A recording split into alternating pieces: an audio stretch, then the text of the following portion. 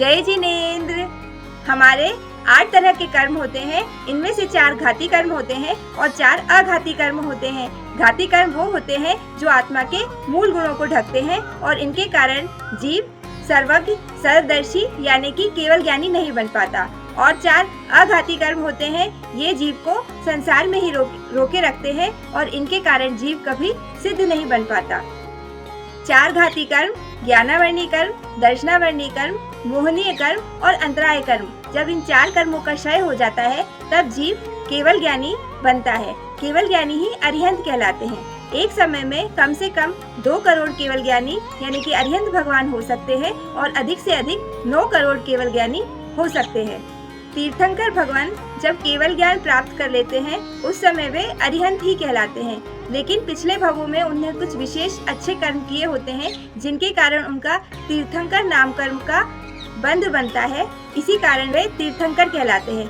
केवल ज्ञान प्राप्त करने के बाद तीर्थंकर तीर्थ की स्थापना करते हैं। साधु, साध्वी, श्रावक, श्राविका ये 4 तीर्थ कहलाते हैं। जब अरिहंत भगवान के 4 अघाती कर्म आयुष्य कर्म, नाम कर्म, गोत्र कर्म और वेदनीय कर्म इन कर्मों का नाश हो जाता है तब जीव लोक के अग्रभाग पर यानी कि सिद्धालय में यानी कि मोक्ष गति में चला जाता है। इन्हीं को सिद्ध भगवान कहते हैं। अभी तक अनंत आत्माएं सिद्ध हो चुकी हैं।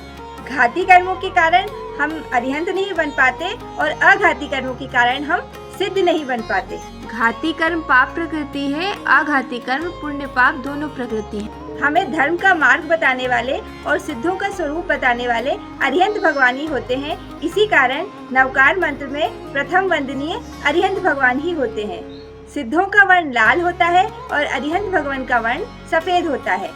अब कैसे पता करेंगे कि मंदिर में स्थापित प्रतिमा सिद्ध अवस्था में है या अरिहंत अवस्था में? तो इसके लिए सबसे पहले मंदिर की ध्वजा को देखेंगे। मंदिर की ध्वजा में यदि आसपास सफेद पट्टी है और बीच में लाल पट्टी है तो मंदिर में स्थापित प्रतिमा सिद्ध अवस्था में है, और यदि ध्वजा में आसपास लाल पट्टी है और बीच में सफेद पट्टी है तो मंदिर में स्थापित प्रतिमा अरिहंत अवस्था में है। इसके अलावा मंदिर के अंदर मूर्ति देखेंगे। यदि मूर्ति के दोनों तरफ इस प्रकार परिकर दिखेंगे इसका मतलब है कि मूर्ति अरिहंत अवस्था में है, अन्यथा मूर्ति सिद्ध अवस्था में है। आपके नगर के जिनालय में किस अवस्था में है मूर्ति? सिद्ध अवस्था में या अरिहंत अवस्था में? मुझे कमेंट कर जरूर बताइएगा। जिन आज्ञा के विरुद्ध कोई भी बात की हो तो उसके लिए मिच्छामि दुक्कडम। आशा है आपको मेरा वीडियो पसंद आया है। यदि वीडियो पसंद आया है तो मेरे वीडियो को लाइक कीजिएगा, शेयर कीजिएगा, चैनल को सब्सक्राइब कीजिएगा। धन्यवाद। जय जिनेंद्र।